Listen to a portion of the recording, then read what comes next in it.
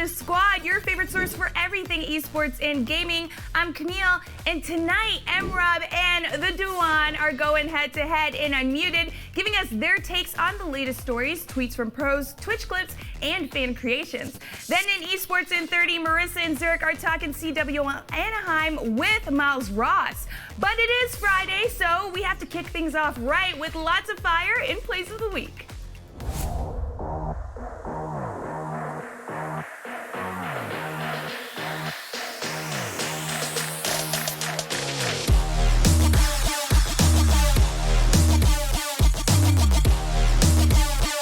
Moxie's not going to go too crazy about it. They're going to try and hunt on top. Oh, he is. Oh yeah, he's coming. He's tethering in. Hex, they're going to shackle him up straight away. Foxy, he actually got the root. Hit your eyes, Fluff! Oh, it hit so hard and sweet! NIP, that's not what they wanted. EP all over top when you have multiple melee members. And there's 4 melee on the side of Cloud9 to be stacking into that. So you have to have the perfect game. They're looking for it. They're going to find a little bit of the front line. 2 kills instantly! And now it's a chase down. Meteos is running for his life. He'll get away, but look at the explosions. All about the engage, and that was found by Cloud9. He needs to grab her up air. Come off of. Yeah, actually looking for a grab Oh, what a sneaky up air! He's going to get chain grab. Here we go. Throw. This is what What's he going to get here? Up smash. Thunder. 85. He's on stage. Is your Smash Summit 8 champion. X did it. He's done it. A Pikachu has won a major Smash Summit 8.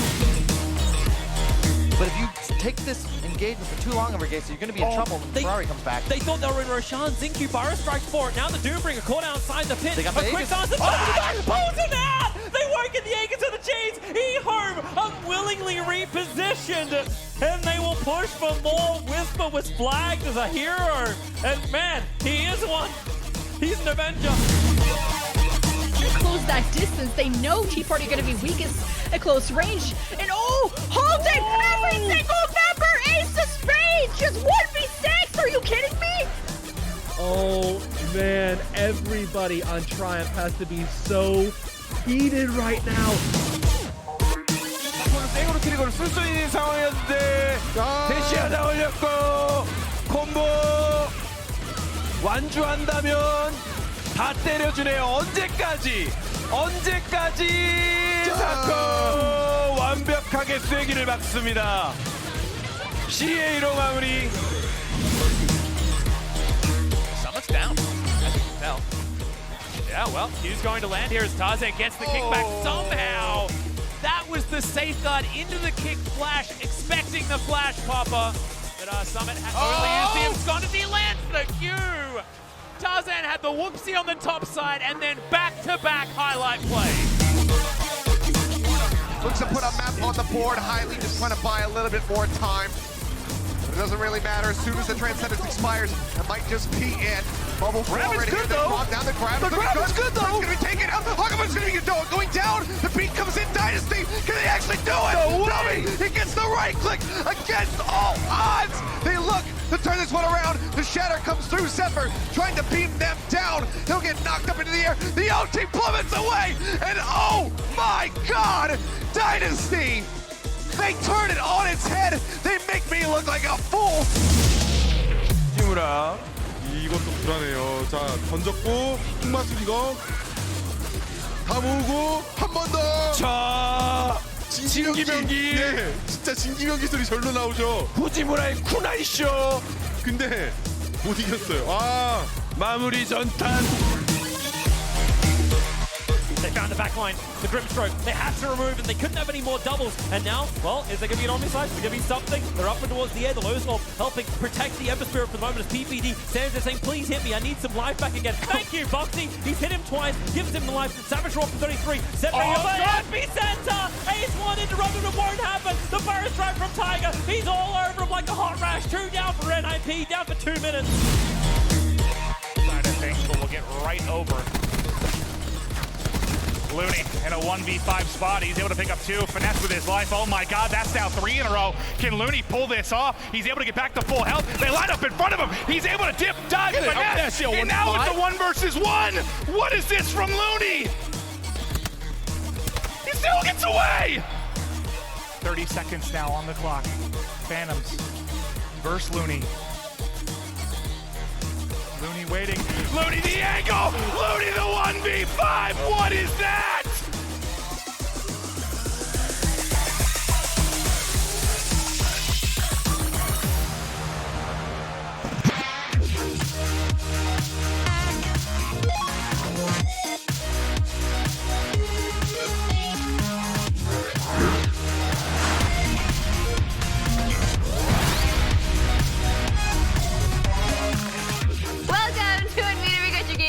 Hot topics, hot tweets, and the spiciest memes. I'm Marissa Roberto. And I'm Lisa Dwan. We're going to present all the goodies we've gathered, which we will discuss and most likely argue. But luckily for all of us, there is a mute button that we can each only use once to shut the other person up. Yeah, we'll see about that. Listen, remember, we like it when you call us out when we're wrong and praise us when we're spitting the truth. So let's get to it. Our first story focuses on the latest esports departure at Blizzard. Blizzard's global esports director, Kim Fan, announced this week that she has left the company after more than 13 years in various roles. Fan wished her coworkers well and said she will be pursuing a new endeavor within the gaming industry. Though she did mention that she's looking forward to attending BlizzCon as a fan later this year. But this is the second big esports departure in less than a month. Overwatch League Commissioner Nate Nanzer left at the end of May to take up a job with Epic Games. Lisa, I know you had words about this because you and I did actually argue about this last time. We had differing opinions. So I feel like this now aligns with you a little bit more because you were thinking maybe there was something in the water. Oh, does this not concern you, Marissa? Kim Fan has been there for 13 years. She's been huge for World of Warcraft. She's done the BattleNet. Like, she's done so much. And for her to leave right now as well, does that not stir, concerns, alarm bells? No? I mean, yes, if you want to look at it that way. Oh, for my sure. God. No, yes, if you want to look at it that way. No, if it just is a big coincidence. Listen, there's no such thing as coincidence. There are coincidences. You can argue if there are small coincidences or big coincidences or just coincidences. That was the Seinfeld reference if you didn't get it. Listen, I feel like it could just be a coincidence. Sometimes we're in a job for a really long time because she has been at Blizzard for a very long time. And sometimes we lose the ability to grow at certain jobs, right? So maybe she's lost her ability to fly. Her wings have been clipped at Blizzard, and you know what? It's time to grow new ones at a new company. So why can't she do that? That's fair. No, that's fair. Personally, I get it if she has a new job she wants to go for. But if you're looking at Blizzard's track record within the last 2 years, it's been very questionable. I think a lot of people are concerned whether they know what they're doing with their esports, scene in their departments. Let's bring up some examples. HOTS, Heroes of the Storm, canceled, I think like a couple of days before the official league started. How unprofessional is that? They kind of messed StarCraft up. It kind of led to its death a little. Hearthstone is kind of not a thing. Like, it has a scene, but it's very small. Like, what's going on with all these titles that it has? And Overwatch too, like even talking about Overwatch. Right, but I feel like they put all their eggs in the Overwatch basket. They've taken everything that Nate has built for them and they're running with it. And he really has done amazing things for that scene. Like, he built it from nothing and made it into something But then why is flying. Everyone concerned about the future of Overwatch? Why are there so many questions? I mean, maybe there are, and we don't really know because we're not behind these closed doors meetings that are happening. We're not part of like the finances. We don't know what their books look like. We don't know. So I would, as much as I want to go down this road of negativity toward Blizzard, I can't at the moment because I just have no proof otherwise. It could just be that Nate wanted more money and he went to Epic because they got FU money, by the way. Fortnite and Blizzard's like they're broke, right? Okay, all right. I mean, maybe we haven't seen their books. Maybe they are broke. They did tank. And that's not good. That literally supports our argument. Anyways, let's move on. If you like Call of Duty news, then yesterday was a huge day for you. The final Call of Duty roster transfer window closed, and over half of the teams in the CWL made moves. In the CWL, there are only 3 roster transfer windows in a season in order to control player movement, but none of the previous 2 were as big as this one. So Marissa, there are a lot of different esports with a lot of different ways of managing player signings and trades. Do you think the way Call of Duty is doing it is the right way to do it? The way Call of Duty does everything is very hot fire, right? Like it's very like of the moment, and I love that they they're just so like out there with it because all the players are on Twitter talking about it. Yes. It's so dramatic. True. And I love that they keep the drama alive. It's all They about air their laundry right out. They air their dirty laundry, true. like from the players to like obviously the roster moves that are going down here. I love it. I think the way it happens too, the way that like different people announce the roster moves as well, I think is fantastic. I love that teams chime in right away. I love that players don't even know what's going on until we know on Twitter. Like that is exciting to me. It's a pot stirring situation that I'm 100 proud to be just in on, even though we're not even in the scene, we're just watching. But the issue here is like there's only 3 opening windows. Like what happens to players who maybe are trapped and they want to get out at a certain point, but they can't because the window is like 2 months later. You know what I mean? It kind of doesn't give much way to get out if it's I mean, that's just like with player transfers and things like that happening between teams. Players get dropped, you know, constantly all the time. Like players we just saw this weekend how like a coach stepped in and actually decimated UIU. Like it happens. It happens all the time. There's always things going on in Call of Duty that we're just happy to be watching, right? But I thought we're striving for esports, like for consistency and stability, right? How does this really support it? I don't think that'll be a thing in Call of Duty until franchising takes hold, until we actually have something in place for these boys. And maybe, like, obviously the people with the big pockets, the big money, the books, all that stuff, when that comes into play, when Blizzard fully, I guess, reins it in, like they've done with Overwatch League, then we'll see this happen. But for now, I feel like we're just going to enjoy the ride. And it feels very grassroots, too, at the same time, right? Because we feel so connected to it. So I'm going to miss it if it does go away. I don't want it to. To be honest, I think this is probably better than the Overwatch scene at the moment, where players are being dropped left and right, like retiring left and right. Like there's just too much instability. At least this way, it provides the more stable, I guess, transfer windows and stuff. Yeah, I also don't like following the Overwatch League situation too, because again, there's just so many players on every team. Yes. That it's so hard to keep up with all the dropping and picking up. Marissa barely remembers my name, so I can see how it would be an issue for her. Whatever, Doan. Listen, in the span of just a few hours, a new Nintendo rumor caused the internet to do what it does best, speculate needlessly. Video game accessory company Hansen added a new section to its website dedicated to Nintendo Switch Mini. The company later clarified that this was all speculation on its part, but thinks a new Switch console is being an inevitability. So, Lisa, do you believe this? I mean, this is totally a mistake that they did, but I think it's legit. I think it's a Walmart thing. They created items, like, and on the website, they leaked a bunch of like accessories, so like cases, protection screens, and everything. Like, so they made a whole line. So they kind of have an idea, I think, of what's up. They just jumped the gun too early, or someone pressed enter way too fast. But it's interesting because we were talking about this earlier with all the producers, and I am not a Nintendo player. I don't have a console. Everyone has a Switch. I know, I'm sorry. But here's the thing, I don't have $400 to drop on a console like that. Okay, we've already talked about Lisa's frugalities in the past, okay? And to like, no, I mean, it's fine, she's frugal, and that's okay. We applaud her in her efforts to be frugal, but this girl is legitimately playing games on a Nintendo DS. I do have and I love it. I love it because I think, you know, I have a PC. I play the big games on the PC. I have a PlayStation. I play my big games there, but my 3DS is the perfect portable in-bed console.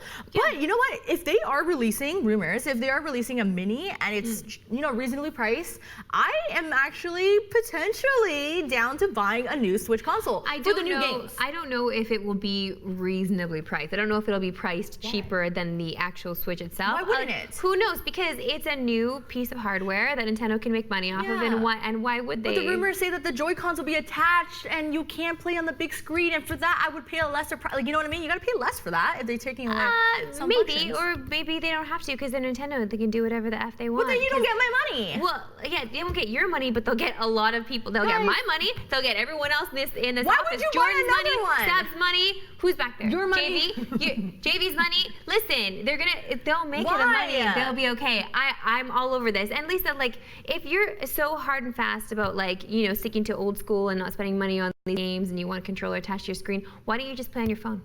I do. Do you?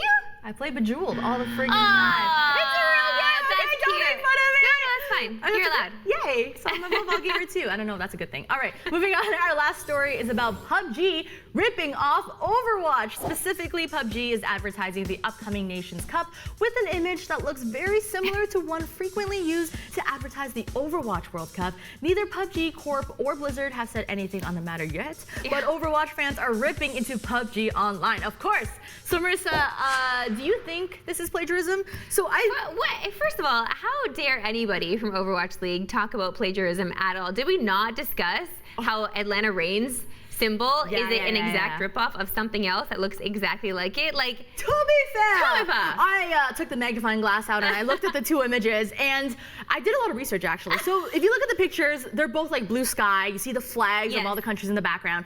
And then Overwatch did the statues of characters in white, and then PUBG did the statues in white. And I'm like, you know what? Maybe this is just the standard for all World Cups. Yeah. So I looked up the Soccer World Cup. I looked up the Cricket World Cup. I did my research, and the blue sky and the flags are standard. A lot of these posters are a staple. Okay. But it's the white statues that okay, are so plagiarized. I'm sorry, should they have made the statues the same color as the sky? There's billions of colors out there. Why would they choose white of all things if they were trying to be unique? Okay, then we should rip on Overwatch League for stealing from other World Cup logos. Like, this doesn't make any sense. Like, if this is supposed to be, it's supposed to be representation of the world and the world around us. And listen, the sky is blue and the countries have different colors and we've got different statues representing different things, and that's okay. Listen, PUBG, no, I get it. Overwatch League gets enough attention. We give it a lot of love. PUBG needs more love than we give it. Even like here, we should take we should take ownership of this. They should take ownership. They can't do anything right. This is why they're not doing That's as well. not true. They're doing so many things right. They have amazing tournaments that we all should be watching. It's the best in all battle royales. PUBG does it best. We need to watch them more and pay more attention to them. They're doing it right. There's even like OGN who's like come in as well and putting on a fantastic show. Fair. Listen, we just need to give them more love, and I don't think if this is going to get them more ratings, then so be it. I hope it does. In a good way. I hope that Overwatch League people that only watch Overwatch actually tune in. No, they're not. Only to poop on the design. I don't care. Why don't they hire one more guy from marketing and design a better poster? Come God. on, they literally could just change a color and it would have been fine. They can't even do you're that. arguing the other way when you just researched all these different posters. No, I'm saying everything is good. The blue sky, I actually don't mind. The flags, I don't mind. But the statues, like, be a little more unique. Like, come up with a more unique idea to show off your characters. Laces for hire for the next people I'll that do want it. to put I can work paints. put a logo. I can work paints. Oh my God, it's time to check Game of Streamers and clip it. Our first clip comes from Lazonta, who was working in a park where a lady interrupted him. Have a visitor? Hallo. Sorry? I'm streaming live. No, but because I don't want to be in the camera. Then why you come here? Of unattractive men. Unattractive man? Well, I don't like old women.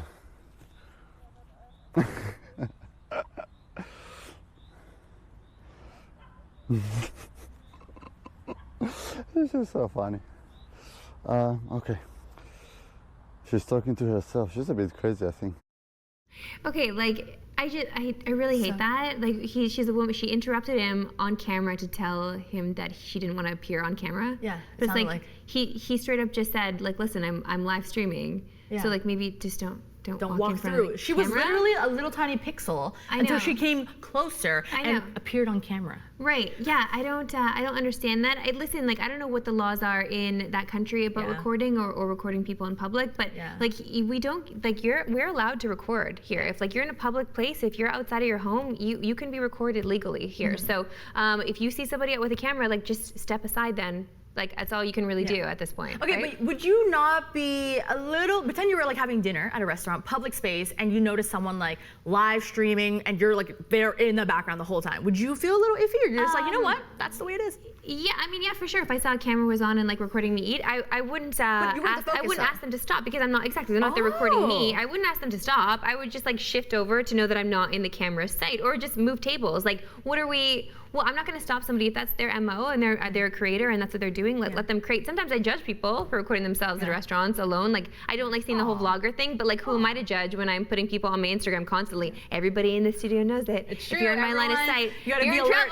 trouble. Random story though. I got my hair cut last week, You don't and say. I wanted to film the process. Yeah. So I asked the hairstylist, like, hey, can I record this? And she was right away like, as long as I'm not in it. But like she was very shy, and I'm just like, oh, I guess people aren't Lots of like people us don't. and want to film everything and expose. No, not But at all. I So guess- it's nice. That was very polite of you to ask, Lisa. Yeah, I filmed it anyways, and I still. I noticed her that you face was did. completely in it. Anyways, next up, Hassan Abi gets hit with some cold reality while surfing Instagram. And she's insanely attractive. Oh, god damn it.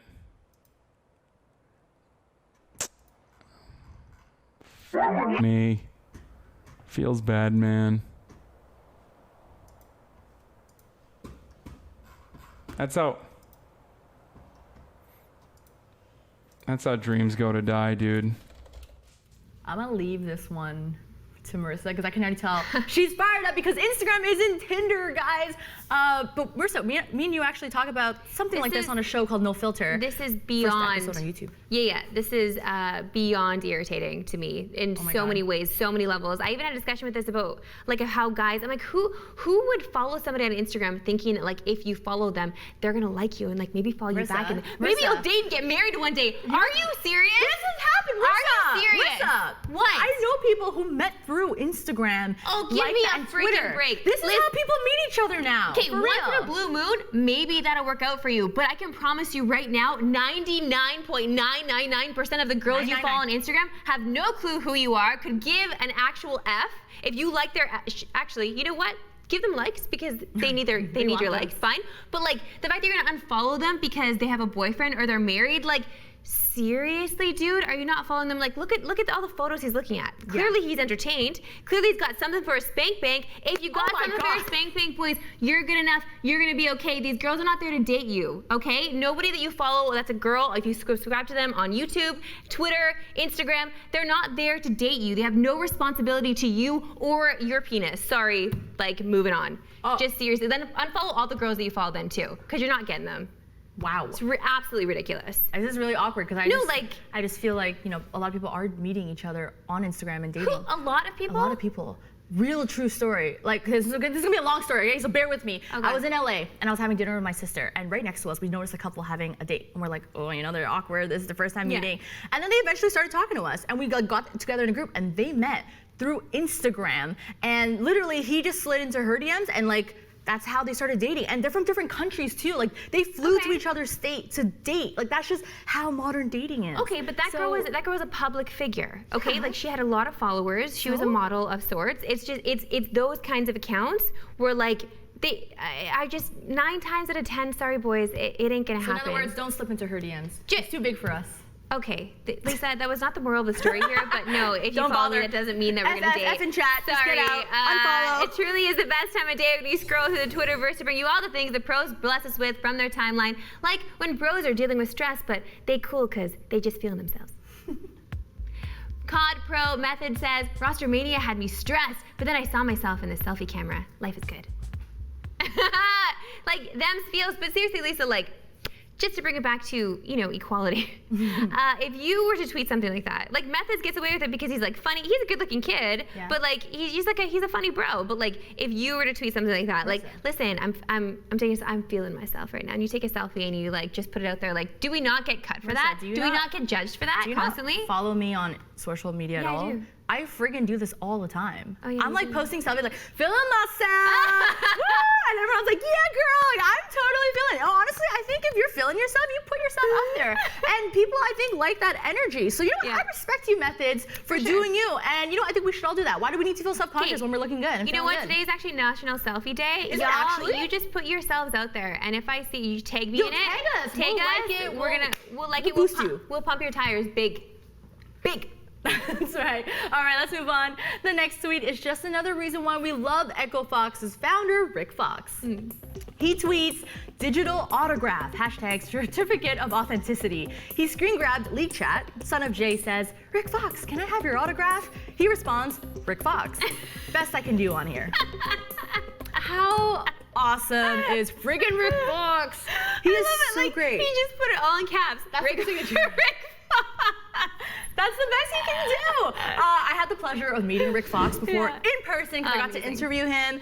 He is as charming, maybe even more in person than he is digitally, because he's just, his smile is glowing. His energy just brings people to him.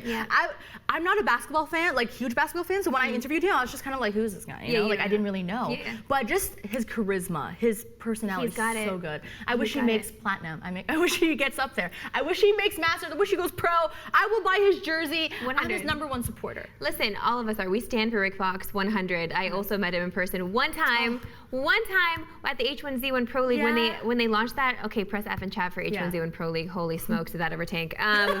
But like, but it was fun to just see him there. He was so tall and he was so stoic, and it's just like he's one of those like really tall, like charming, handsome guys that you just Silver Fox 100 that you're just like, I don't know if I can like be near him. You know what I mean? His presence is overwhelming, but like in a good way. Tyler's like, please stop talking about Rick Fox. Okay, one more serious note. Sometimes strangers on transit are a-holes. Oh.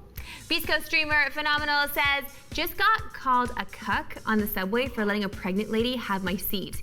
Question mark, question mark, question mark. So if you don't know, a cuck is a submissive man. Yeah, it's just sexually cuckolded by a woman. So that is so weird. Obviously, this does not apply here, idiot stranger. Not giving up your seat for a pregnant woman is totally like an a-hole move 100. Like, you stink for not giving up the seat yourself. Are you serious? Like, the woman is pregnant and she's standing. Do you even know what it's like to be pregnant? No. So give it up for the lady because she's carrying extra weight. Thanks. Okay, let's play devil's advocate Don't here. you dare. No, wait, no. Okay, I'm not gonna say don't give a seat up to a pregnant woman. Yeah. But there are a lot of details missing here. What if we don't know what Phenomenal was doing while giving up the seat? What if he had an attitude? What if he was being called a cuck for something else? You know, like, we don't know if Phenomenal is just like tweaking this to make him sound good. Okay, wow, that is like the weakest argument I've ever heard in my life. You should have been muted, but it's fine. It's time to move on because it's time to get to some crowd control. This is where we showcase some of the great or simply dank things the community has been making. I hope you're not sick of Keanu yet. I mean, can anyone really get sick of that man? Here's a post from the Tech Guy 22. Shh, quietly, you're about to get muted. Where he compares the two Keanus. Oh. For the low cost of $59.99, you can unlock Keanu. Keanu? That doesn't roll off the tongue the same way. Keanu. So that was shots fired at EA, obviously. So what's more overdone, the EA pay to win memes or the Keanu memes? That's hard. And now the combination of the two. That's hard. That's a hard one. I feel like Keanu's a new thing, but I'm already so sick of hearing about him. What? Oh, guys, when is the circle jerk of Keanu going to end? Okay, never. At least the EA one has merit behind it because they've been doing that for like a long time, right? It makes sense. But then you should be sick of it. What's Keanu's deal that everyone thinks he's an angel? Well. Let's I mean, go. how long do we have here? We have as much as first we of need. all, he just seems like he's like the greatest man alive. Have you seen? Horrible argument. Have you seen? Horrible argument. The new special? You don't know him. His new movie on Netflix. Have you seen the new Ali Wong movie? You guys, this is all fictional that you're basing off your image of Keanu. Are you trying to say right now that Keanu's not an amazing man?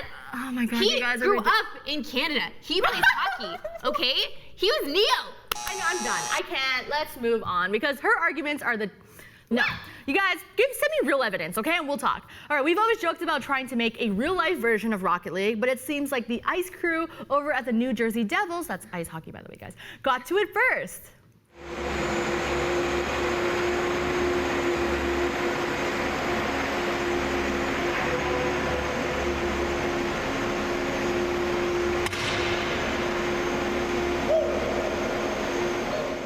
Was that a sponsored ad? Like, that was great though. Well, yeah, because Rocket League had retweeted it, just saying "well played," which is one of their quick chats, obviously in game. Maybe they need a bigger net. I feel like you gotta tweak the net a little. No, it loses its comedic value if you tweak the net, right? Because they got like that big ball to just not get in there. But they had like phrasing. Can we? We're still doing phrasing. What? All right, sorry. Okay. Anyway, no, I loved it. I'm sure Brody loved it too. Yeah, for sure. Also support Brody this weekend because he's doing his Rocket League thing. Yeah, go spam lol or whatever. The Brody emote in the chat. Yes. Subscribe to us and spam the Brody emote in chat. Or I guess subscribe to Brody, but you don't have to do that. Okay, close the blinds and grab your blankie because we're wrapping up tonight's Unmuted with some nightmare fuel. You can curse artist Aster Alexander for this one. Let's see it. Oh, geez. Oh, no. Oh, my goodness. Coming to a theater near you, Planet of the Pokemon. Soon, we'll be quoting, "Take your stinking paws off me, you damn dirty Pikachu." Oh my God, Tyler definitely wrote that. He might have done some definitely wrote that. He definitely wrote that. He's like, I helped. It's I can confirm the fact. That was really scary. You know what? I actually didn't mind the Blastoise and the Charizard much because that was like real life version, but the Pikachu, what is up with that? Yeah. What is that like a Wookiee pretending to be an ape, pretending to be Pikachu? It was. Yeah, you're right. It looked very Chewbacca-esque. That's not it. That wasn't I tried to do a Wookiee sound. That was not the Wookiee sound. She went for it though. I did. There's something to be said for that. Thank you guys. Lisa Dewan. I said it right that time. She did. She knows. Love you. Happy weekend, my love. Thank you. You guys too. I hope you guys enjoy your weekend because that's it for Unmuted. Remember, you can always hit us up on all our socials just to say hi or send us stuff to react to. Someone type in !socials right now in chat. And for all our channels, we'll see you guys next time.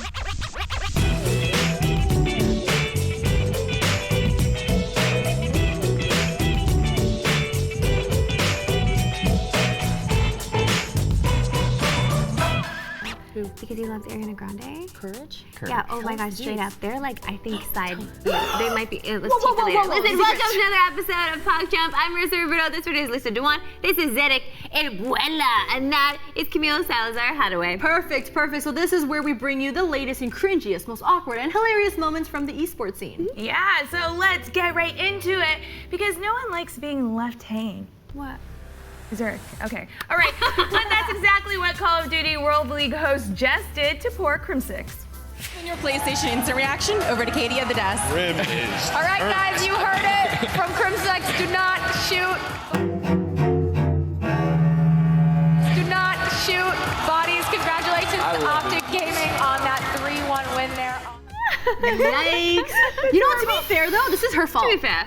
Because I'm still waiting, Zurich. I'm just it's saying. not gonna happen. The whole show, you're just gonna have that up there. No. Turkey. Okay, no, but listen, it's her fault because she actually went for the fist bump. He gave the fist bump, then she walked off. Why would? Well, no, it's not her fault. It's his fault. It's not her It's fault. his fault. Yeah, I was gonna say it's his fault. already left It's his fault. Yeah, why would You you ask for don't a go for handshake a high after five. a fist bump? I guess he was just longing for that five. More touch. Okay, should we start a petition to stop doing handshakes in esports? No. I feel like some people are not. Handshakes or high fives? No high fives, no high fives. Daps is fine. I just don't like sharing germs. And there's a lot of germs that are spread at these things everywhere. Even that you're like, nobody should be touching, really. So like Daps is cool. Tell that to because we're not the Call of Duty scene. But it's part of that entire thing. It's like good games, guys. You know, high five, fist bump, and kind of. Speaking of hands, by the way, how about we get some buttery hands? Because after winning the DreamHack Summer, Optic Gaming was lifting the trophy, only to have this close call. Look at these guys and the smiles on their faces. Absolutely deserve the grind that was today. The grind that. Oh boy. Yo, that was clutch. No way. Clutch. I was just like, ugh. Yeah, no, that was a good catch. That's scary. That is very scary. But if you're clumsy, you should not be the one holding the trophy. Yeah. Like, I would not choose myself to hold the trophy if we won a trophy for being the best host ever. Yeah, I know, but you need to still touch the trophy. Like you won the trophy. Yeah, and like I'll it just has be like, to be hey, shared. Yeah. No, you don't don't have to hold hold it. No. It's just part of being a team. Yeah, Should there be, like, you have to hold handles on trophies now, just so it's Maybe. Is there an assist? Maybe there needs to be a device like extra hands. You just put it on your hip, and then it gives you extra hands to hold the trophy. Oh my gosh. That's okay, right. yeah, let's start modding trophies. Just in case people drop them. So that's eSport. New esport. Let's go from a close call to a close cam. During the Star Ladder Imba TV Minor, we got a nice, maybe too close up of host Rich Campbell's stash. We're going to jump down to the casters and see what this game has in store. I'm sorry, can we transition back? I want to see the stroke of the mustache. I'm smiling. I'll give you a smiling face, Rich. Yeah, I just want to give you a Is high. that good enough? Alright, can we get into the game, please? Yeah. Remember, everybody, we're here for Dota. This is a grand final. We take these things very, very seriously. Too close? Amazing. It was okay until he licked the... Yeah, that's nasty. You know, like those, you know, mustaches. There's probably some loose hairs in there, and that's on that comb, and he is gonna have Not a even loose hair, hairball. just like the snot that may have come out of his nose, or like food. Animals? What is wrong? You I need don't a know what little. comes out of their nose. I don't know. You need a little water to slick it down. Just so you know, guys, they used to do the and like that. It's the same idea. Oh, that's gross. I think pirates used to do that. Pirates used to do that. There's mustache and beard oil now, though. Like they don't. But can we get actually a close up of Marissa's mustache? Can we get a close up of her? No. But there's like nothing there. There's nothing. You gotta get there. close, but there's something there. I get it threaded every 2 weeks, okay? Wow. It's a bi-weekly threading. Listen, there's one celebrity that everyone can't seem to stop talking about nowadays. Do y'all know who I'm talking about? Bill Murray. No? No one's talking about him? Oh, this is awkward. Myself. Oh, okay. Y'all, I can't even Zurich. I do not have a guess. Wow, now. you guys disappoint me greatly. Obviously, I'm talking about Keanu Reeves, and this past week he popped up at the LEC. Welcome back for our match of the week. It's Fnatic versus Origin, and it's going to be breathtaking. It's what was that for Skuin? You're breathtaking! Oh, we are breathtaking. Yeah, we are actually really breathtaking. Thank you very much for that, Froskurin. It's become a meme now at this point. Why is this a meme? It's only cool if Keanu Reeves does it. Firstly, he makes it cool, and I just want the end. Do we think that guy in the crowd should have actually yelled that out? Do you like what people did? That was a woman. So what? That was a straight up fail. PogChamp Camille right now. That was Frost. That was More man than all of us. That was the skit. She's a boss.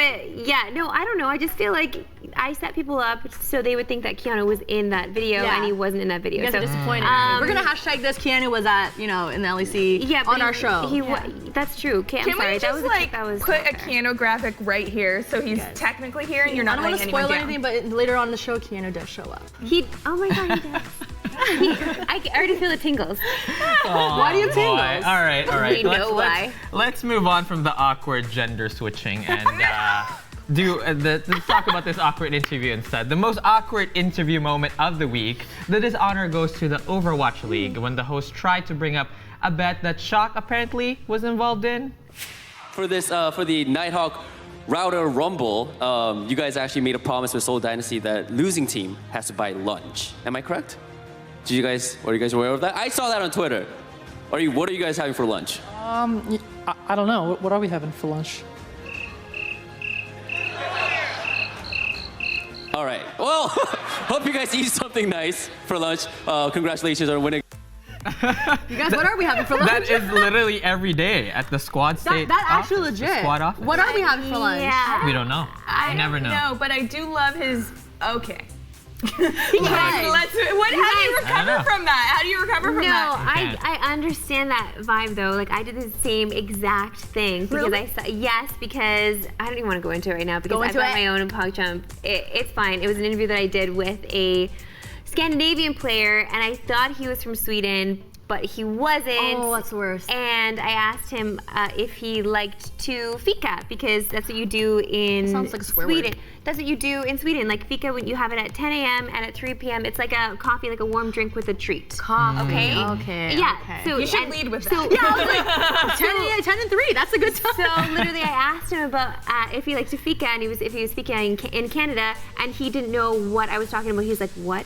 Because in his language, frita means something totally different. Oh my gosh! Something with a female body part. So I was basically asking him if he liked that female body part, and it was on live stream. We need to pull that clip up though. Someone pull it up, Google it, let's go. Let's get it on the show. It was so awkward. The audience was like, what? Like nobody knew what was going on. It was the most cringe thing I've ever done. Rip Marissa. Yeah. Our next clip is a little PogChamp, but mostly PogChamp. We here at Squad love a good spoof, especially when it's a song cover. So enjoy this rendition of Sha Sha Sha. Don't do it. Don't by do it. Smash Pro Hungry Box. I'm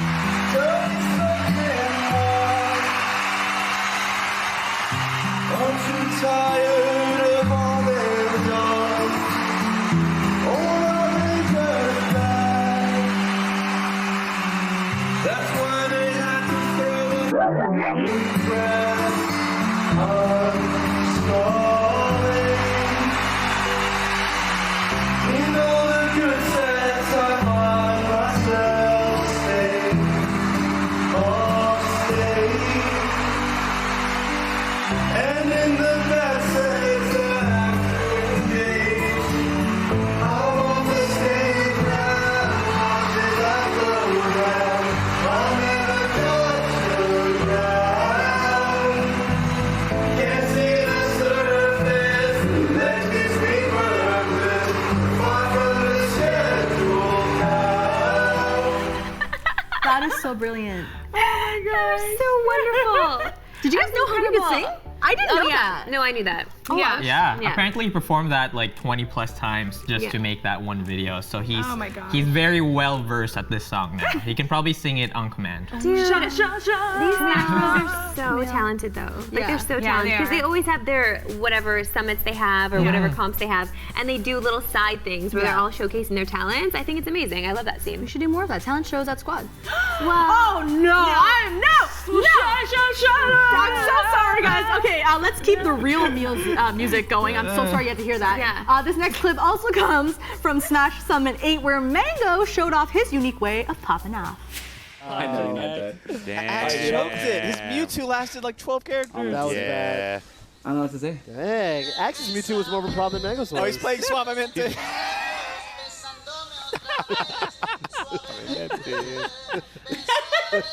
Oh no. Dance on a Mango. Can I get someone else in this room?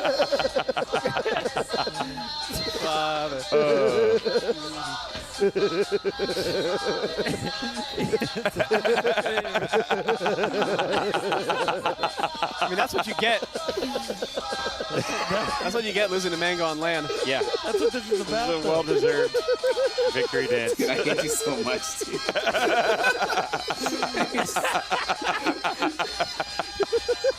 Oh my God. Axe, you don't have to sit there. You can leave the room. He can leave. No, he's choosing to stay. He's accepting. He likes it. Yeah. I hate you so much, dude. That's cute. I'm loving the fact that Mango's dancing and Axe is like, no, I'm not even gonna get up. What are you doing, Axe? Get up and dance. But like exactly. He's upset. He lost, yeah. He matter. lost.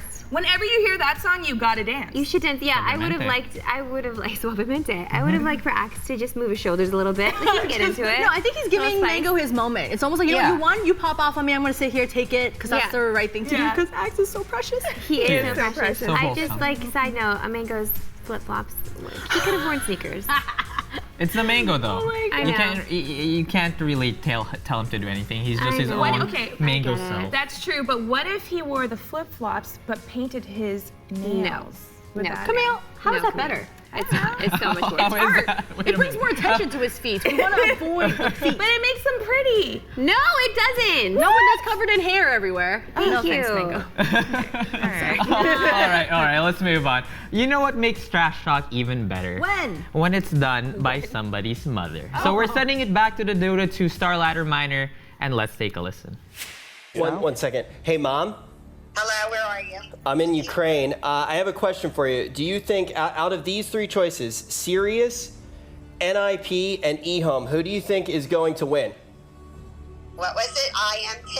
IMP? Sure. And Sirius and eHome. Who do you think is going to win, Mom?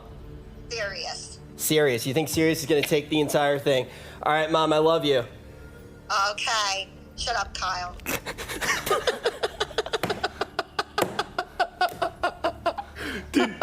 Was that?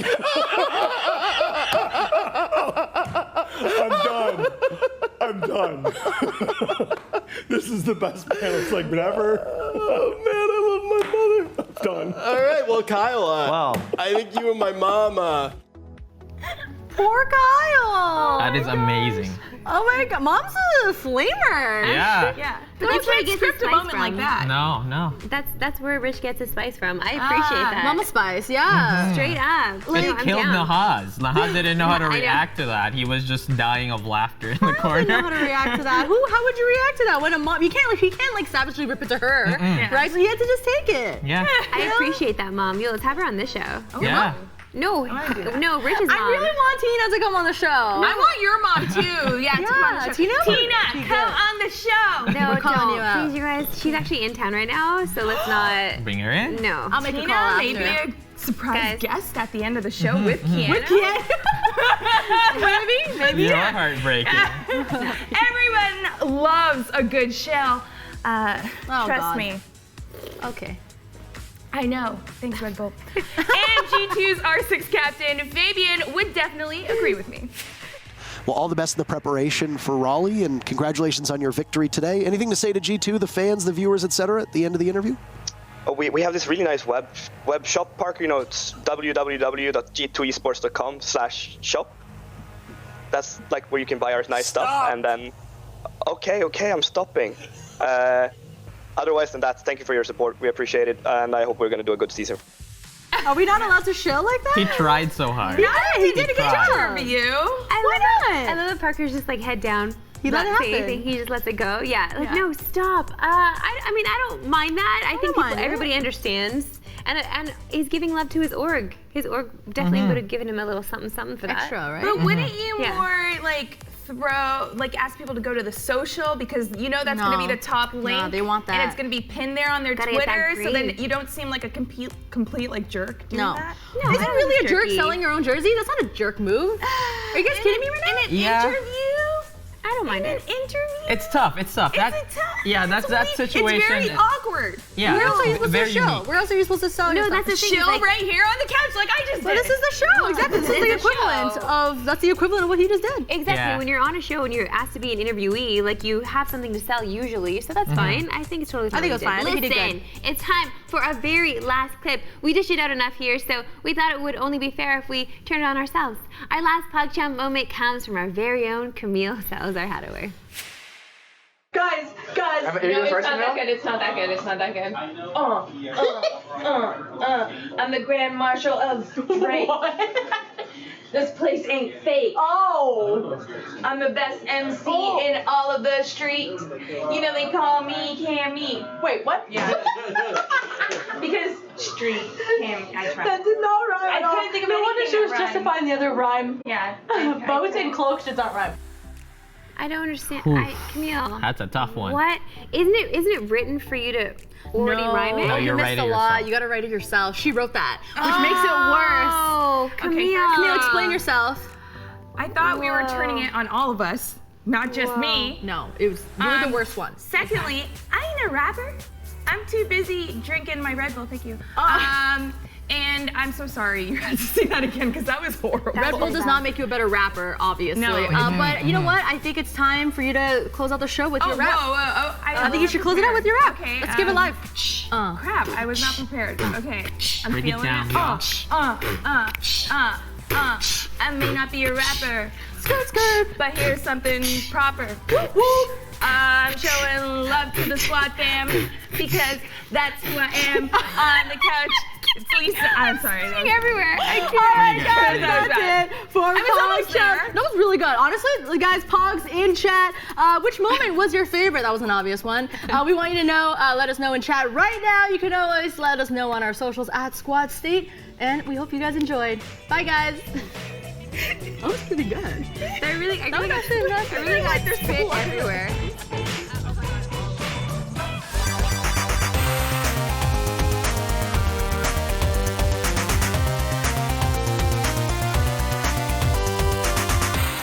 Your impersonations are good. Your Yoshi's pretty good. Okay. Your Falco is Do a horrendous. barrel roll. Do a barrel roll. That's just Camille. No, that's. Are we just imitating things, or? Yeah. We were talking about it earlier. Distracted by chat. Okay, you could also board up imitations? the walls by pressing square. Like I the mean, wood panels. by Camille's standard, I can pretty much imitate anybody. Hey, wait, watch me. I'm gonna do Mario. Hey, it's me, Mario. I have so much fun in the green room. That's why I'm actually gonna miss it when the green room goes on hiatus for the next couple weeks because we're moving to a bigger and better space to bring you all the goodness. But yeah, stay tuned to our Discord where we'll all be providing updates on when you could expect all that goodness. In the back, you can see Marissa and Zurich getting ready to talk CWL with Miles Ross and Esports in 30. But first, let me get you caught up on all the latest in Reported.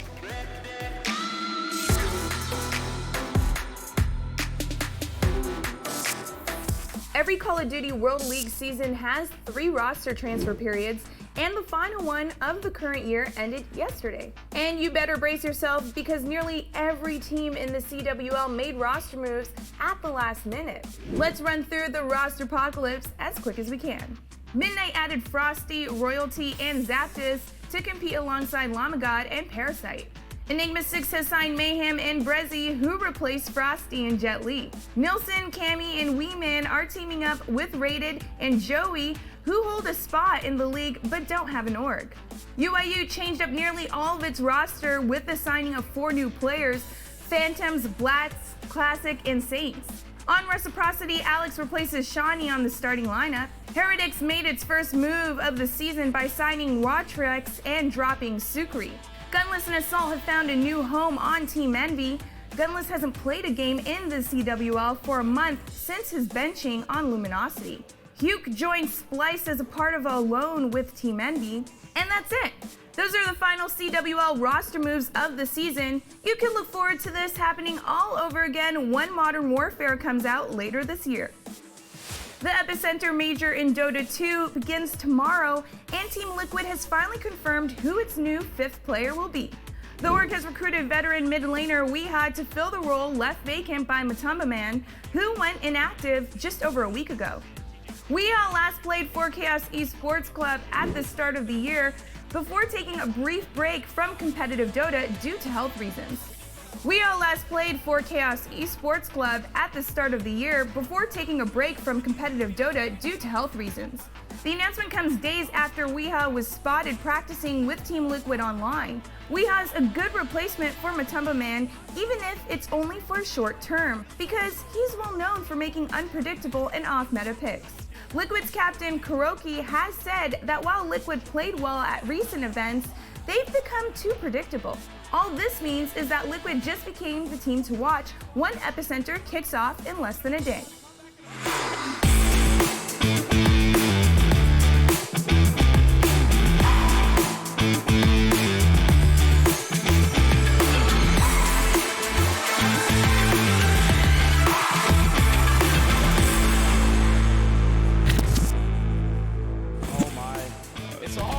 Bill Belichick's hands. It's all up to Rick here. He's gonna have to engage. He's gotta go. There's one. Oh, wait. Heal up. 1v1. Oh!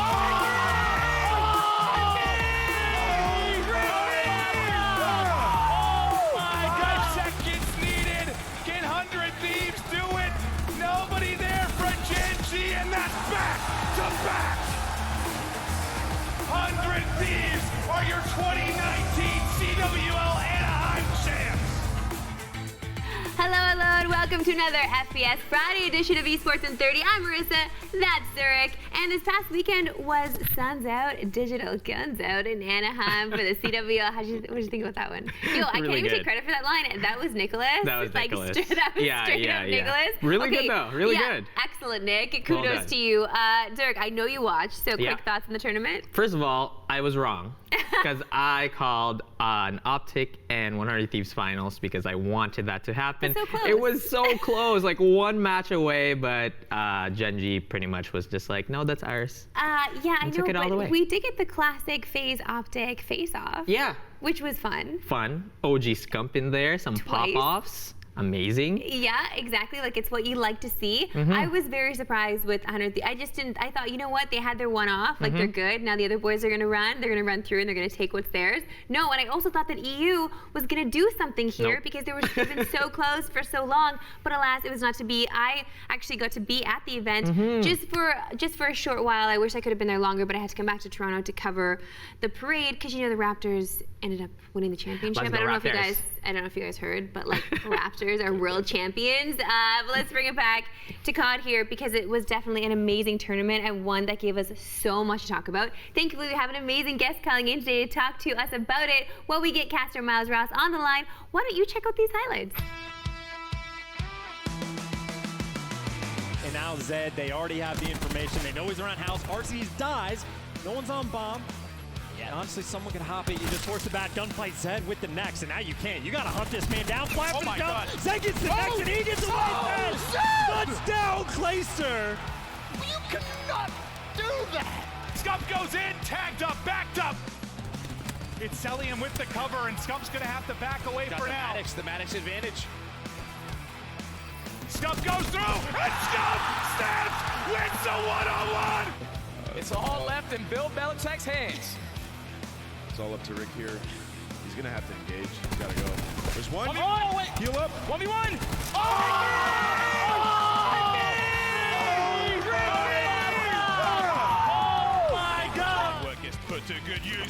one's tacos!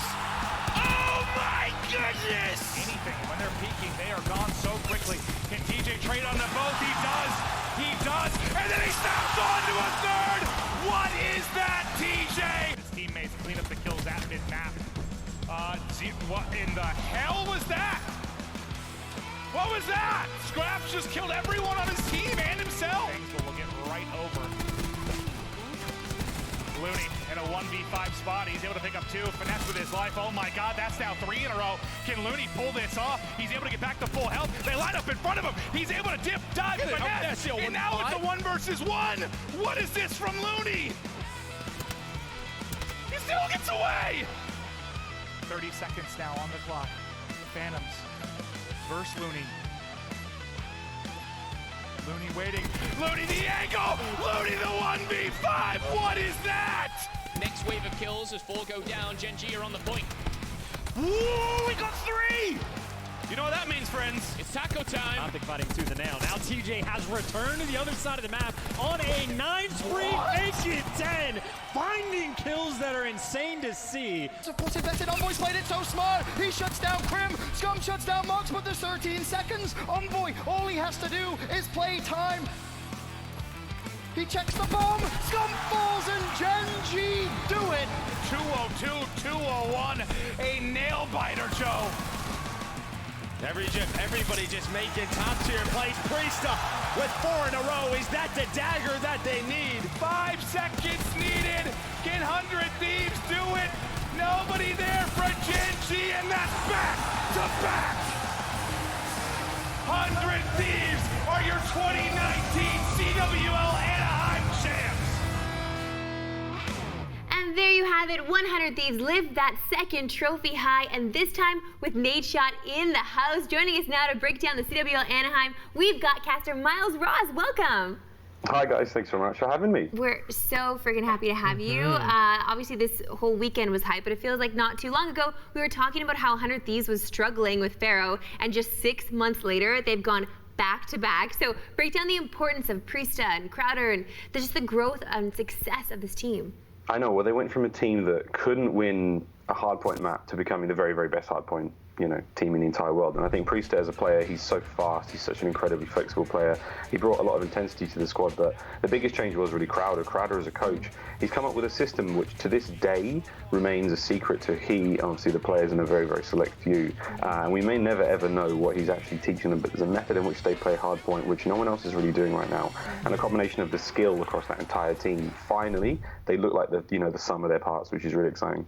In that same vein, hardpoint, of course, is one of the main modes in competitive COD, but a lot of people have been talking recently about the importance of SND, Search and Destroy, to becoming a top caliber team. And probably our best example obviously is 100 Thieves, because they just dominated most of their SND, especially in this tournament. But what makes a team a good SND team, and why is this game mode such a crucial part of a team's success or failure?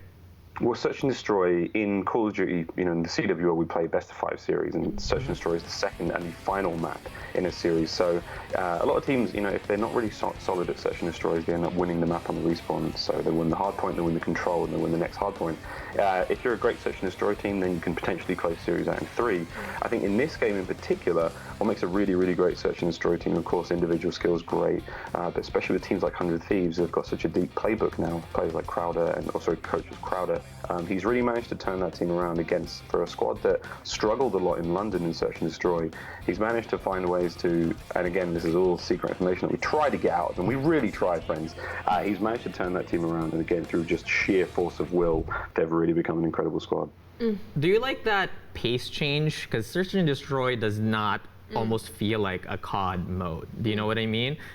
So what are your opinions on that game mode? Because it really truly feels more like a different game, like CS:GO or R6 almost. I think it's incredibly exciting to watch Search and Destroy. I mean, Call of Duty is such a sort of broad game now to watch. You've got these fast respawn modes like Hardpoint. You've got the control game mode, which is brand new to Black Ops 4, which is kind of a weird hybrid of Search and Destroy and Hardpoint. But for me, Search and Destroy is such an important, piece of Call of Duty. It's where it's the end of every series. It's like the defining moment before a trophy is lifted. So I'm a huge fan of Search and Destroy, and I love that pace change, especially as a commentator. I agree. It's one of my favorite game modes for sure to watch. Pretty intense. Optic Gaming came into this event with the sale of the team to Immortals and still placed third with some, I guess, vintage performances out of Scump for sure. Do you think Optic came into this event with a little something extra to prove in light of these rumors that they might just be sold off completely? I think more than anything for Optic, it was their performance at London that was the driving force behind the, wanting to turn things around here in Anaheim. And you're absolutely right about vintage performances from Scum. I mean, we call him the king for a reason. I think that 1v1 against Celium on FaZe was one of the absolute standout moments of the tournament. It was so exciting to watch in the crowd. I mean, we were about to blow the roof off the Anaheim Center. It was incredible. Yeah, I popped off. That was amazing. Let's move on to another team because Genji qualified for the Pro League unsponsored in just a few months, get themselves second at this tournament. Talk to us about the development of the team, especially following the latest addition of their Star Slayer Envoy. So it's amazing, Genji, in terms of a squad, they were all relatively unknown players in Call of Duty World War II. They come into this game and they basically set the bar very, very high for how Black Ops 4 should be played. And Envoy is an addition. He came from this old Midnight team, which for many, many teams and many players and experts, we deemed Midnight to be one of the best squads in the game by far when it first came out. So picking Envoy up and adding him in position in place of Spacely actually on that Genji roster, it gave them a lot more firepower that we felt they were missing against these kind of bigger teams like the Optics, the 100 Thieves, the Uniteds. And so far so good. They still have the mettle to win a championship, but they're not quite there yet. So close. Okay, so when you saw the new NA-EU hybrid phase in London, they had just formed and the results clearly spoke of a new team. What growth did you guys see out of them between London and Anaheim, and what is their potential with this current roster? Oh, the sky is the limit with this FaZe roster. They can certainly go all the way. I think the biggest change they made was their Search and Destroy. In London, I spoke to Zero Trey Morris, who's the ICR player for that team, and I said, "Hey man, what's going on with your search?" And he was like, "I don't know, man. We're just winging it, and if we can win a map, great." And I was like, "That's not really the attitude you want." Again, limited practice and whatnot, but I think their hardpoint is some of the best hardpoint in the world. I genuinely believe they are the most exciting team to watch on hardpoint. So the ultimate matchup for me right now is going to be watching FaZe versus 100 Thieves, and we were sadly robbed of it in Anaheim. But Miami's just around the corner, and I think we may get to see it. Wow. Yeah, COD is always so wild. A team with a lot of expectation behind them almost every single event is United, and this time they didn't quite meet them. Where's the star-studded team mentally heading back to the Pro League? Because we could see clear signs of frustration, especially out of Pristini over there. I think this is a team that goes through incredible peaks and troughs, such highs and lows, and I think between them and their coach, it's a real introspection. They have to look on themselves, because they're all brilliant players. We know they can go the distance. They've seen second place in London. I think they're incredibly disappointed with the placement in Anaheim. Individual performances aside, everyone looked really strong, but there was just this sort of missing X factor in that squad that it tends to sort of fade out on Sunday, and that's where they really make the mistakes. This squad, there's a lot of soul searching to do before they find that big chip win. It's crazy though, because they went 7-0 in Pro League. Like, they're clearly doing something right. They've got it together, but then when they get to these lands, it's like they've been so close so many times. I don't get it. Like, it's LAN effect. I just don't understand. It's a different environment sometimes, It's not your bed, it's not your seats, your setup, something about the air, something about travel time, whatever it may be. But at the end of the day, it doesn't affect everyone. You look at 100 Thieves, they traveled from all over the place, and they show off and they take care of business. So it's tricky to call that one. E United, I think again we will be seeing a good performance for them in Anaheim, but it's hard to call now. Yeah, and we'll see. We'll see in Miami, baby. Okay, so Reciprocity is a team that, we just don't get. Dylan can top the stats and leaderboards, and a team can look so good, but they fell way short of the goal yet again in the wake of yet another roster change that replaced Shawnee with Alex. Can you help us understand what is holding back Reciprocity from reaching their actual full potential? So since Reciprocity moved Tommy to the bench, they've been going through a bit of an identity crisis. They're not quite sure who should be running the ICR, and they're not quite sure who should be running, the Maddox roles around that one. And that identity crisis breeds a lot of confusion in the team. We've seen them messing around with, who's using what specialists as well. I think this is the very first time in a long time that everyone on Reciprocity will be playing the role that they want to be playing. You've got players out of position in the map. As long as they can get some very solid practice in the cross-divisional play, which we've got coming up in a few weeks, and then, of course, Miami's going to be a huge test for them.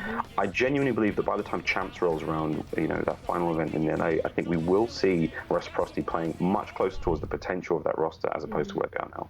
Yeah, it'd be nice to see. Yeah. Let's move on to another team, Luminosity. Yeah. They were an active player in post-Anaheim roster mania, shipping Gunless to Team Envy and Classic to UIU while adding Brack and Skies. Considering how far they've fallen since their Fort Worth win just 3 months ago, was this the right move for LG, and what will it take for them to recover? I think this is a great move for LG. I think the addition of Brack and Skies, two of the most incredibly exciting players to watch right now. Again, like this unknown quantity, players coming out of the woodwork in Black Ops 4. I'm excited to see how far this squad can go. I think, it's interesting to see you got these 3 veterans alongside the 2 new guys, championship winning, players, world champions, if you will, in Luminosity. So I think genuinely this injection of fresh blood of really hungry players is possibly the very, very best thing Luminosity could have ever done. I'm excited to see what Gunless can do on Envy, but I think my eyes are more firmly set on what LG can bring now. Yeah, I mean, I love that squad, obviously. Also Canadian org, so we gotta support the team. 2 other teams who have made post-Anaheim changes are Team Envy and Evil Geniuses, and it was probably needed, to be honest. So walk us through what brought those 2 squads to this point and the moves they're making to try to return to form. It's a return to form, really. I mean, Envy's a tough one. The bulk of that team were world champions in Call of Duty World War II. So to see them in this really difficult spot and a very disappointing performance for them again, they didn't win a single map in Anaheim, and they're currently sitting, I think, at a 13-0 losing streak on Search and Destroy modes. That isn't great. It's disappointing to say the least. The journey that Envy have gone through, I think, is very interesting. And I think where they're sitting now with Gunless in place of Hugh, I think, which is a really interesting sort of, not necessarily a trade, but I think it's still going to bring a lot of experience and excitement to the team. And I think Gunless is a phenomenal player. I mean, across every single Call of Duty, he has been standout without fail. For EG, on the other hand, I mean, I'm just disappointed. I love that squad. I'm a huge fan of Attach. I want to see them, I just want to see them performing more. In the Pro League, they look really good, but when it comes to Anaheim, they're just flat. It's just flat. I mean, I've got to watch every single game, win, lose, or draw, and it was just a bit dry. So Anaheim's going to be huge for them. And again, the next 2 weeks of play, the most important practice I think they'll ever have. Oh yeah, for sure. Yeah. We already spoke and touched on a few of this, but it's COD, so there's always a lot of roster moves. Roster Mania already with 11 of the 16 Pro League teams making changes. So let's take a second here, maybe like a sentence or 2 on your thoughts on teams that we haven't covered yet. So let's start with Huke to Splice, in place of Nolson. What are your thoughts? Honestly, I think this is of all the roster moves that's happened, Splice have won. If it's a contest who makes a good change and what the intended outcome is, Splice have undoubtedly won Roster Mania. Fuke is one of the best players in the world, bar none. And you put him alongside Temp, who is also one of the greatest players to ever touch the sticks. Donovan touches the top of the damage dealt leaderboards in every single week of the Pro League. He is staggering as an individual, and the rest of that team as well. Looney, Aqua, and Jerd, some of the smartest brains in Call of Duty. I'm terrified at the prospect of this Splice roster. I think they're going to really hurt some teams. I would love to see that. Plus, the franchising, that means Splice team is coming to Toronto, so it would be wonderful to have Toronto representing in such a way. Okay, so massive UIU overhaul. Everyone new except for Methods, so adding Classic, Blast, Phantoms, and Saints. So, thoughts on that? I think it's going to be an odd squad. I'm not sure why. I mean, I thought Phantoms was amazing on EG. He was a real standout player. The first time I actually saw Phantoms play was, funny enough, in Toronto at the World Gaming event not long ago, and he was a standout player at that event. I'm not quite sure where I sit UIU now. Again, this is starting where we get to this very, very grey area in the middle of the pack when it comes to these team changes. But I think UIU definitely needed a bit of a mix-up. Parzelian is a brilliant player, and again, now I think he's running as a 2 with Jet Li, looking for a team themselves. So if anyone's watching, there's a couple of great players there looking for a squad. I don't quite know where I put UIU yet, and I think the cross-divisional play is going to be an incredible indicator of where I sit them. Well, Methods was very upset after Anaheim, so it's good to see the full switch up there. You just mentioned Jet Li, so Frost actually leave E6. Brezzy and Mayhem join. Thoughts? Brezzy, again, an incredible player. He's had a fantastic last couple of weeks. He wasn't always on everyone's radar to begin with on Black Ops 4. The young Frenchman, they weren't great in the Overdrive squad, but now he's looking fantastic and he's super exciting to watch. I think that squad, again, there's a degree of difficulty with the language barrier, because I understand that Brezzy's English is, while it is very, very competent in-game, I think there's going to be a bit of a mishmash out of the match there, where previously he teamed with his French teammate Whalers. I'm not quite sure what the sort of chemistry or the vibe is going to be like outside of the game for that squad, and I hope it doesn't impact their performance too much. Pro League is bound to be insane with so many changes coming through, and we are definitely looking forward to it. Miles, thank you so much for giving us the rundown of everything that happened at CWL Anaheim and since. We'll see you around. Thanks, guys. Bless. So happy we were able to get Miles on the show just to talk about the hype of the event overall, but like also his views on all of these roster moves because there have been so freaking many. I love how so many players are like they're watching, and then they're just like, I can't, like it's too stressful. I gotta get out. It's very stressful. It's very stressful. You don't know what's going to happen next. You don't know where you're going to be working with, who's going to be your teammates. You know, and the audience, it adds excitement though. For us, for me, I'm just like, yo, give me that roster mania news. I want to see what's going to happen next. Give me that tournament. Every tournament is like a different team is in it every single time. Yeah, it seems that way. But whenever COD does the whole roster mania thing, it's always fun to watch. And you know these boys are just voicing everything they can on Twitter as well. Like we're all over it, constantly sipping the tea like, ooh, what's next? I know. Can't wait for Methods to tweet something kind of crazy, which we talked about earlier in the show as well. But I'm gonna move on here because now that you guys have seen the highlights, you've talked about it, we've talked about it, but we've got something extra special for you because I had a chance to visit the event and figure out what makes CWL Anaheim so iconic. And this is what I found out.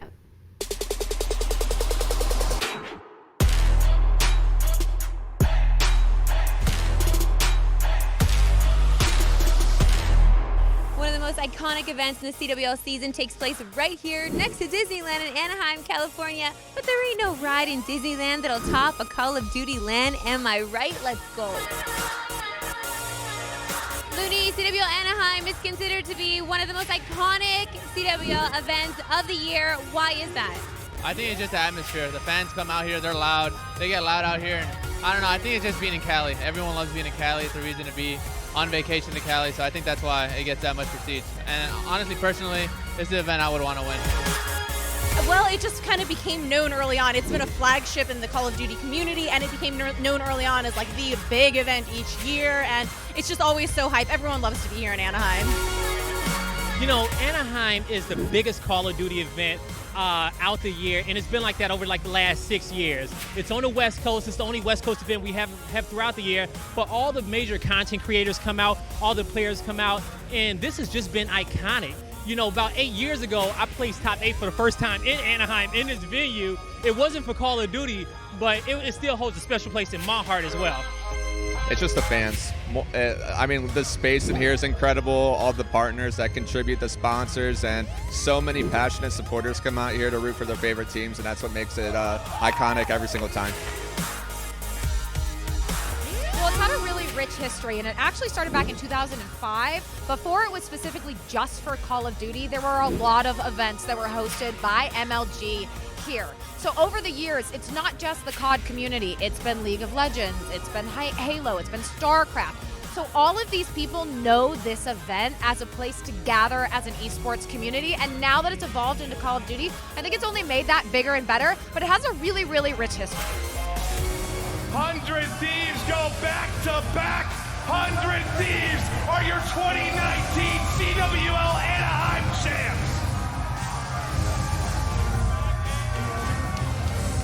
Oh yeah, CWL Anaheim was just such a good time overall. Amazing experience, fantastic tournament, so well organized. It was just so impressive. Everything about it was so impressive from the second you walked into those doors. And I know, just like Katie was saying, it's an iconic place because so many other esports have actually been there as well. It's just it's a place that everyone loves to go to. Yeah, like Disneyland is around the corner for sure, but like it's the fact that everyone is there congregating. All the players hang out at the hotel late at night as well, like after partying after the tournaments are over. They hit the restaurants and they come back to the actual hotel and just hang out in the bar. Everybody knows it. All the fans know it, so they all hang out there as well, and they just get to like meet them and chat with them. It's just such an inclusive experience for the scene, and I'm so happy that I got to experience it. And I feel like I've made you a little bit jelly at this point in time. Absolutely. I'm just like, man, I wish I could party with pros. I love partying with pros. I mean, that's basically it. But I feel like even a lot of those tweets after two with the players, like, were relating to, or there were sub-tweets about things that were going on at the hotel between, like, players, maybe girls, maybe bros, like, who knows? I just love it. Like, who knows? Because COD just gives us all of that, right? That's why the scene is so special, because there really is no filter on it. And we feel like we're a part of that family. And I did talk to Katie about that as well when we were just chatting there, and even with Jess too. Like, the girls there are so welcome and warm, and all the casters as well. Like, everybody they just want us all to feel like we're a part of the family. One big COD family. One big COD family. And we kind of are, even though you and I are just kind of separated up here in Canada.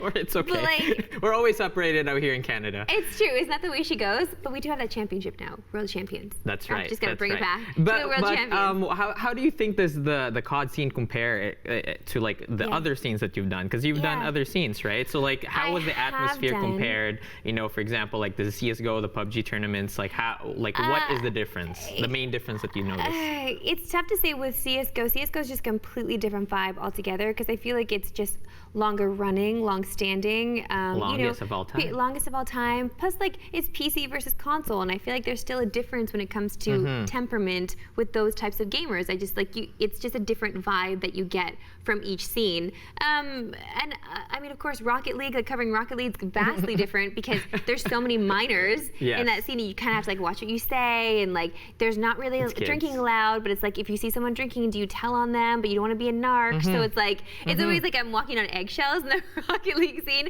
versus the COD scene, where there's just, like, free flowing everywhere. Like, I saw JCap just out there who's going for dinner, and I was walking with my husband, and I'm like, you. He's like, what? I'm like, listen, we have beef, because all you guys do is spoil Game of Thrones on Twitter. Like, you don't care. And he's like, oh, yeah, well, listen. Like, we had a full discussion about it. Like, they're just awesome dudes. They're honest. They're sweet. And, like, they're just bros. And I love being a part of that scene, too. I love that they make me feel like I'm a part of the scene, too, even though, like, I'm totally not. I'm just this, like, white girl from Canada who, like, thinks she knows what she's talking about, but she don't. But that's part of it. That is esports, though. A lot of people always get so caught up with the intimidating part of being part of the scene, because, like, when you see these guys, like, especially when you play against them, it's so intimidating. Their skill is so much higher than yours, and you don't know why, right? But when you talk to them in person, they are really just like you. Like, they are just regular gamers. They watch anime, they watch Game of Thrones, you know, like, but and spoil Game of Thrones. Yeah, and they spoil Game of Thrones. But they're all just, like, regular dudes, and they just hang out, and they're just, you know. But in game, you're just like, you know, like, I don't wanna mess with these guys, because they're so intimidating. Well, that's the thing too, is that they're so serious. It was actually very difficult to get players to do interviews on site, because they're so serious about playing and focused and staying in game. They stick with their team constantly. They go for strats. They're always working, so you don't want to take them out of that as well, right? So there's still a lot of professionalism there, and they're so serious about what they do, and I applaud them so much. But I do want to just bring it quickly here before we go to CS:GO. We did mention it, but it's the 20th anniversary. We said longest standing. It is the 20th anniversary of CS:GO. So we say happy birthday, happy anniversary. We didn't get a cake for you. We apologize for that, but I know, like, CS:GO's up there with your, I feel like it's close to your #1 to watch. You love it. I love watching CS:GO. The ESL Pro League's happening right now, and there's already been some hype matches, but I've been playing this game for so long. 1.5, when I was, like, I don't know, 8 or 9, I would sneak out of my older cousin had the game, and my parents didn't allow me to play it because I was too young. And there was violence involved. And I would sneak out of my room at night, and I would try to play on my cousin's laptop, and that was, like, the birth of one of my very first games that I played, actually, ever in my life, was CS:GO, like, 1.5. And they brought back Dust 2 in the rotation of the current in CS:GO right now. How wonderful! It's pretty crazy. It looks so potato, though. That's the thing. It's like, it switches between rounds, and how they designed the level is they put the new one underneath the old one. So as you're going from round 1 to 2, it, like, switches back and forth between the two different levels. But the older Dust 2 did not age well. Like, it looks potato. That is so potato. That's what I call my brother's personality. But it's nice. Nostalgia is nice. No, for sure. And like CSGO is that scene that gave me life. Like it gave me life in esports. It was the first scene that I ever covered. It brought me into this world, and what a world it is. So to all the casters, to all the players, to all the people living that life, we say happy anniversary to you. Happy birthday. CSGO in general. And that's it, Zerk. We gotta go. It's the end of the show. Thank you so much to Miles for calling in. Thank you, Jess, Looney, Guy Blaze for speaking with me in CWL, and so many more. And of course, thank you for watching. Next week we'll back with more Squad. Until then, hit us up on all our socials at Squad State. Have an amazing weekend. Marissa, CWL Anaheim looked like so much fun. Next time, take me. I want to go. Remember, we're back here starting on Monday at 8 p.m. Eastern with more Unmuted and in Esports in 30. Matt and Lisa are going to give us all the goods from LEC and LCS. But the weekend is a very long time, so if you want more of our faces, check out our socials at Squad State and our YouTube channel in case you missed anything. Thank you guys so much for watching, and we'll see you soon.